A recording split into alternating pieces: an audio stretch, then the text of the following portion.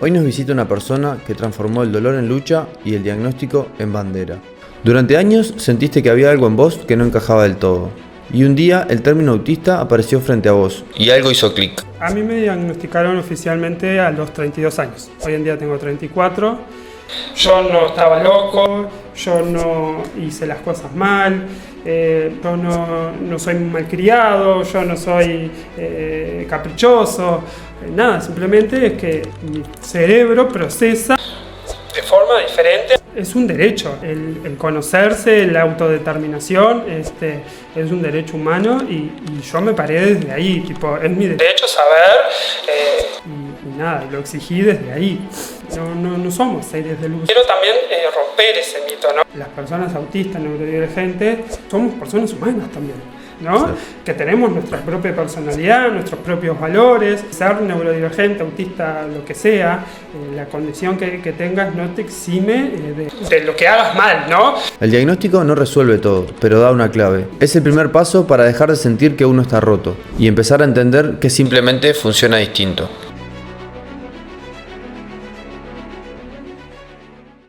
Hoy nos visita una persona que transformó el dolor en lucha y el diagnóstico en bandera.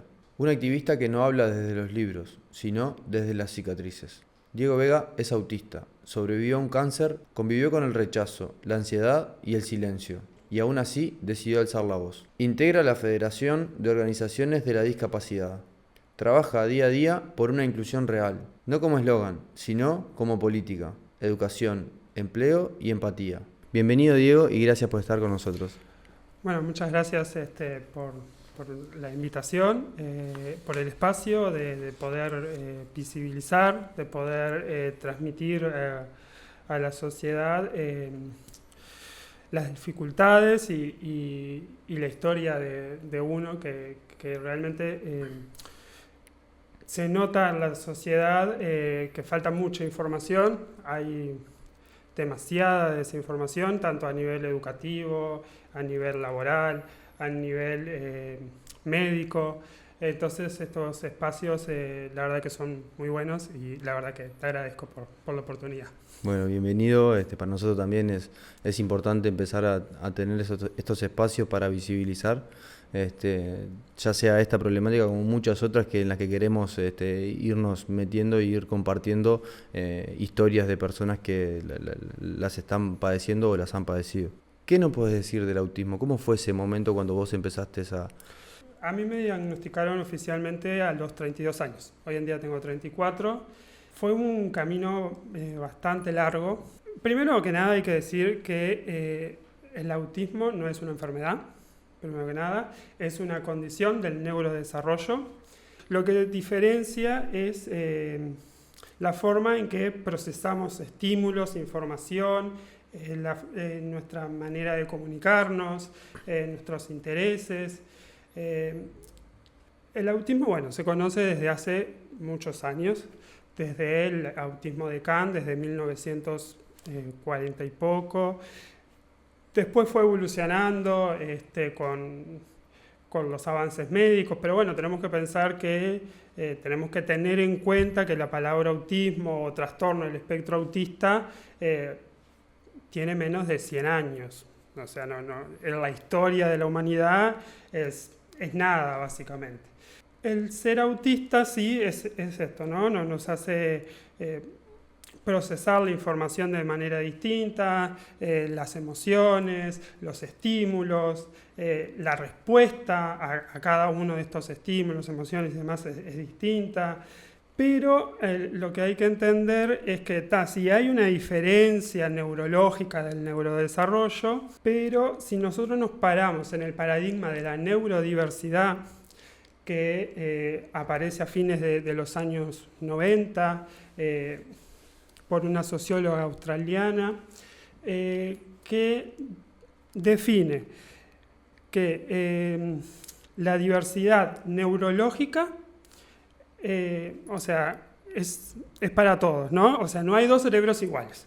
Entonces, el decir que no hay dos autistas iguales es lo mismo que decir no hay dos personas no autistas no iguales, o sea, no, porque no existen dos personas iguales, sean autistas o no lo sean. Entonces, a lo que va la neurodiversidad, lo que dice es eso, ¿no? Que si hay así como hay diversidad en los colores, como hay diversidad en los gustos, también hay diversidad en lo neurológico. Podemos decir que somos todos neurodivergentes. Podemos decir, bueno, diversos, por así decirlo, Bueno, porque neurodivergente nace en los años 2005, 2008, no me acuerdo bien, que lo introduce una autista americana, si mal no recuerdo, creo que está nacionalizada americana, pero la palabra neurodivergente ella lo utiliza y lo embandera como una reivindicación política, ¿no?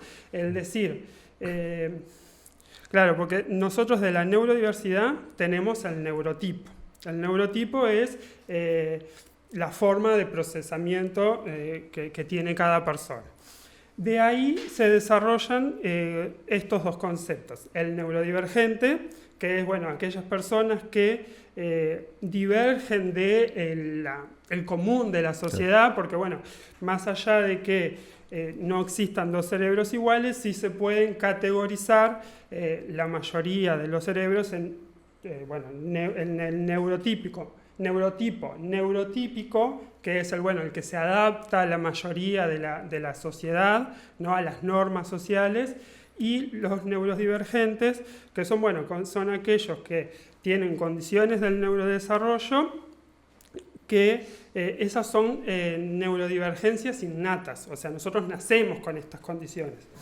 Pero hay que tener en cuenta también las neurodivergencias adquiridas, que son las que sí llama el DSM-5 como trastornos, es decir, el trastorno de ansiedad generalizada, trastorno bipolar, trastorno esquizofrénico, trastorno de estrés postraumático. Esos sí son trastornos porque uno los desarrolla a lo largo de su vida, pero como es el autismo, el TDAH, la dislexia, la discalculia, todos esos son neurodivergencias innatas que nosotros nacemos con estas condiciones del neurodesarrollo. Entonces tenemos eso, ¿no? Neurodiversidad, neurotipo, que es según la clasificación de cerebro que tiene cada persona, y ahí sí se salen estos dos conceptos del neurotípico, es aquel que se adapta a las normas sociales, y el neurodivergente que diverge de aquello. Pero hay que tener en cuenta también que una persona neurotípica no va a ser igual acá en Uruguay, que ni en Brasil, que en Estados Unidos, que en Europa, ni nada por el estilo. Y lo mismo pasa con las personas neurodivergentes. O sea, las condiciones van a determinar según la cultura de cada lugar. ¿Y cómo fue ese momento cuando sentiste que algo de eso conectaba con vos y empezaste a sospechar de tu autismo? La realidad es que tiene una historia larga, ¿no? Yo me acuerdo más o menos en el año 2018, por ahí, yo estuve averiguando, ¿viste? Cuando entras a buscar a Google cosas, no sé, pero claro, en aquel entonces no había mucha información, yo estaba totalmente desconocido de todo. Pero algo a mí sospechaba. Yo empecé con ir a terapias muy temprano, tipo 23 años por ahí. Y siempre estuve en esta búsqueda de saber qué es lo que me pasaba. Hace como 3 años atrás más o menos. Recuerdo que un día llegó una conocida, una amiga, en realidad era amiga de mi pareja, que nos contó que después de... Ella ya tenía casi 30 años, la diagnosticaron como persona autista. Y claro, cuando ella contó toda su historia, cuando nos contó de por qué había llegado a ese diagnóstico y demás, yo recuerdo que en ese momento le dije, qué envidia saber lo que es lo que te pasa por la mente, ¿no? y eso algo en mí quedó marcado. Yo recuerdo, estaba un día en la playa, estaba con mi pareja en la playa, y yo estuve horas jugando con la arena, haciendo ángeles de arena y jugando y no sé qué, pero estuve horas. Cuando caí en mí, ¿no? Yo en ese momento que jugaba con la arena y demás, a mí me retrotraía a cuando yo iba a la playa con mi familia. Claro. Yo era como, tengo como imágenes muy, muy vivas, ¿no? Se llama memoria fotográfica, que nada, que son de cosas muy random, que me transporta totalmente. Entonces yo en un momento que caí en mí, empecé a ver alrededor, a todos lados, mi pareja estaba durmiendo, las demás personas estaban jugando la pelota en la playa, en el agua, cosas, ¿qué? Incluso había niños que ni siquiera estaban jugando con la arena, era yo. Claro. Yo estaba jugando con la arena, ¿no? Y yo en ese momento pensé para mí, ¿para qué autista parezco? ¿No? Y en ese momento dije, no, porque el ser autista no es un insulto. Entonces dije, no. Pero algo en mí hizo como clic, ¿no? Y ahí empecé a buscar información. Me encontré en TikTok con historias a las redes. Eran historias muy parecidas a la mía. Pero nada, fue como ese clic en ese momento de, bueno, algo raro hay. Y capaz que decir raro está mal hoy en día, ¿no? Porque ¿qué es raro? ¿Qué es normal? Sí, es muy relativo. Pero bueno, que algo diferente, por así decirlo, había. Ese fue mi clic. Y bueno, ahí empezaste con terapias. ¿Y cómo llegaste al diagnóstico? Bueno, al diagnóstico fue un proceso largo, como de 8 o 9 meses. Primero empecé a ir a psiquiatra, porque yo venía de un proceso de cáncer, que yo me sentía como muy desregulado, muy ansioso y demás. Y yo le llamo la pastilla de la memoria, ¿no? Pero me mandó un antidepresivo, antiansiolítico, no sé qué. Y a mí eso fue lo que me empezó a traer recuerdos y cosas. Y además de que mi pareja siempre me decía, ¿no? Porque yo empezaba una tarea, la dejaba la hornalla prendida, dejaba el gas prendido, me olvidaba de tirar la cadena, no sé, o sea, cosas porque yo además de ser autista también estoy diagnosticado con trastorno de déficit atencional y hiperactividad. Yo cuando volví a ir de nuevo al control de la psiquiatra, le comenté todas estas cosas que yo había empezado como a recordar, a ver, bueno, las cosas que mi pareja me mostraba y demás. Entonces ella me dijo, bueno, sí, yo acá sí veo rasgos de neurodivergencias, te recomiendo que busques una terapeuta especializada, no sé qué. Realmente acá en Uruguay terapeutas especializados no hay muchos, los que hay son muy caros. Y los que hay están muy enfocados a las niñez. No hay tanto para adultos. Por eso, bueno, empecé a hacer una terapia, que bueno, era una terapia psicoanalítica, que después de unos meses ella sí me reconocía que habían rasgos neurodivergentes y demás.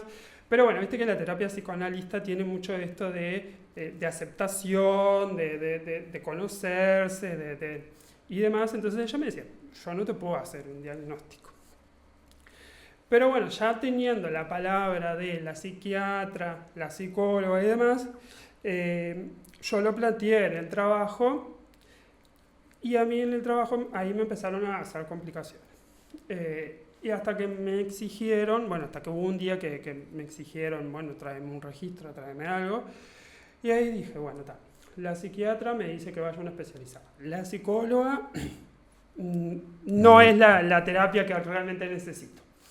Dije, yo sé que un neurólogo me puede diagnosticar. Fui a medicina general, le pedí pase para el neurólogo, fui al neurólogo, le hice toda la historia, le expliqué todo. Y ahí sí, me mandó un diagnóstico, psicodiagnóstico diversificado y una tomografía que te hacen. Lo bueno de haberlo hecho a través de la sociedad médica y a través de haberlo hecho con el neurólogo fue que me dieron un trámite especial, por así decirlo, que nada, que lo aprueba dirección técnica y demás. Y lo bueno de eso fue que, nada, me hicieron un gran descuento en lo que fue la terapia el psicodiagnóstico, ¿no? Porque Claro. digo, quizás si uno lo va a buscar particular te sale alrededor de 3.000, 4.000 pesos la consulta. Y nada, y acá 4 sesiones me salieron muchísimo menos, Claro. menos de 2.000 pesos. Claro. Nada, ese es un mecanismo que yo recomiendo bastante a las personas que me preguntan, porque realmente sé que funciona, porque yo soy de una sociedad médica, pero lo he recomendado a demás personas de otras sociedades y lo han hecho. Y bueno, después de las 4 sesiones con la psicóloga especializada, sí llegó el diagnóstico oficial. Qué bueno esto que decís de que las personas que quizá sospechen de que tienen alguna neurodivergencia o algo que no es normal, porque hoy hay que cuidar mucho hasta las palabras, puedan recurrir a su sociedad médica y puedan tener los estudios correspondientes y un diagnóstico claro para que puedan saber realmente qué es lo que les pasa, ¿no? Sí, en realidad sí, porque es un derecho, ¿no?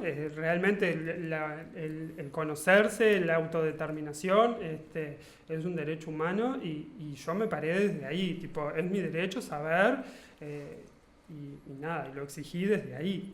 Yo estudié escribanía, no ejerzo para nada, pero nada, yo siempre me paro desde ese lugar, desde la exigencia de cumplimiento de los derechos y sobre todo los derechos humanos que están por encima de las legislaciones nacionales. ¿Y qué sentiste vos cuando recibiste ese diagnóstico?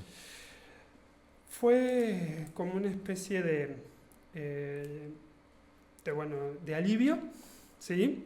Pero también yo ya lo sabía, simplemente es una confirmación, porque nada, después de todo este proceso de 8 o 9 meses y de investigar y demás, uno cuando llega con esta duda al psicólogo es porque ya hizo todo un proceso largo antes y lo que busca es esto, la confirmación y el alivio, es el alivio de decir, bueno, yo no estaba loco, yo no hice las cosas mal, yo no soy malcriado, yo no soy caprichoso, nada, simplemente es que mi cerebro procesa de forma diferente a lo que lo procesa la mayoría de las personas.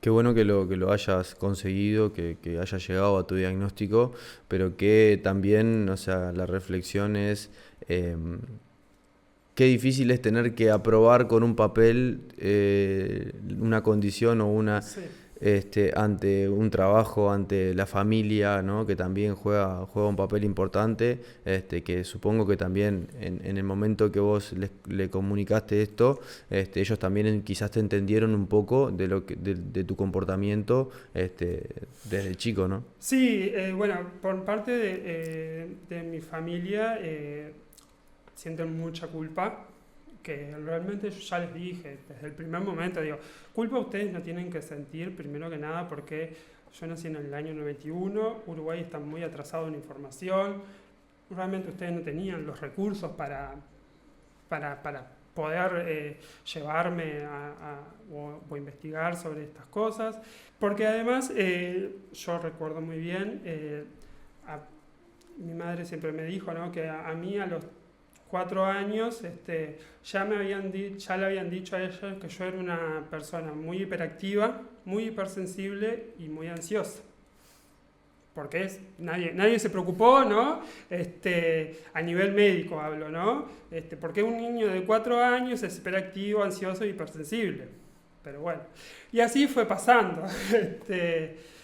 Y sí es bastante engorroso el tema a nivel laboral, ¿no? El de tener que, bueno, yo tengo que mostrar con un papel realmente que tengo ciertas condiciones que me dificultan mi día a día.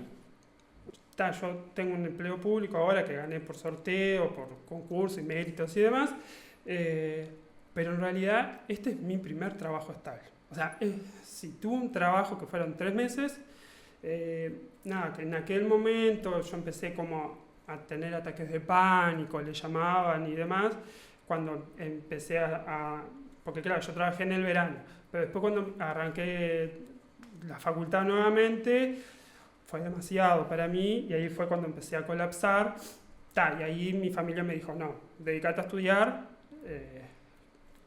y no trabajes. Por suerte, digo, tuve esa posibilidad de decir, bueno, me dedico solamente a estudiar. Pero nada, eso también me limitó mucho al nivel laboral. Más allá de que yo no conseguía, no conseguía pasar las entrevistas laborales para nada. No están adaptadas para las personas neurodivergentes las entrevistas laborales, y mucho menos cuando no te informan de antemano que, por ejemplo, va a ser una entrevista grupal. Vos llegás ahí, ves tanta gente, no entendés nada. Claro. Cuando tuve mi trabajo estable y demás, ahí fue también que yo empecé a darme cuenta de las dificultades que tenía en el día a día, ¿no? Bueno, el cansancio extremo, el no entender ciertas situaciones, el estar con... a mí me decían que era como el niño de la oficina, ¿no?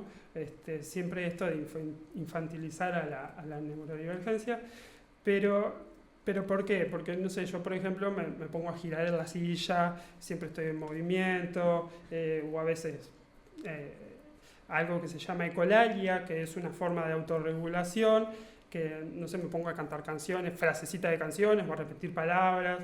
Cuando yo entro a la oficina, siempre vengo como planificando, bueno, sé quién va a estar, ¿no? Porque me fijo antes, entonces, bueno, saludo a este, saludo a aquel, que le digo a este, que le... ¿no? Entonces yo me puse a pensar, digo, ¿por qué tengo que hacer todo este trabajo? Digo, realmente hay personas que hacen... Y nada, en esto de investigar y eso, descubrí que hay personas que no tienen voz interna. Eso es sumamente loco, yo no puedo quedar como personas no tienen voz interna, pero lo más difícil fue, y que aún me sigue costando, es al nivel laboral, porque no comprenden. ¿No? Y sobre todo figuras políticas, ¿no? Dirigentes políticos que no comprenden y la tuve que luchar para poder conseguir, bueno, días de teletrabajo, horario flexible, un espacio donde yo pueda estar tranquilo si estoy muy desregulado, comprensión de lo que es mi condición, porque no era aceptado por los dirigentes políticos. Todo lo que conseguí, lo conseguí gracias a funcionarios, ¿no? Digo, que realmente saben del tema, pero yo las tuve que ir a buscar. Claro. No fue que alguien me dijo, bueno, sí, ahora te damos todo esto, porque hay que entender también, yo no es que fui de caprichosa a decir, quiero horario flexible porque tengo cierta condición, no. Los ajustes razonables son un derecho humano fundamental que está reconocido en la Convención de los Derechos de las Personas con Discapacidad. Que muchas veces la gente no está preparada, entonces por eso... Sí, es total el desconocimiento que hay. La primera vez que lo hablé con mi jefa en aquel entonces, fue lo primero que me dijo, bueno, pero son seres de luz, vienen a enseñarnos algo, y quiero también romper ese mito, ¿no? Porque las personas autistas, neurodivergentes, somos personas humanas también, ¿no? Claro. Que tenemos nuestra propia personalidad, nuestros propios valores, y el ser neurodivergente, autista, lo que sea, la condición que tengas no te exime de lo que hagas mal, ¿no? Un claro ejemplo es Elon Musk, ¿no? Es una persona autista, pero anda haciendo el saludo nazi, digo, yo qué sé. Claro. Hay no somos seres de luz, somos personas humanas que tenemos que convivir ¿no? Con el transporte, con ir a trabajar, con pensar qué comer, qué demás, y además con nuestras condiciones que nos hacen las cosas un poco más dificultosas, por así decirlo.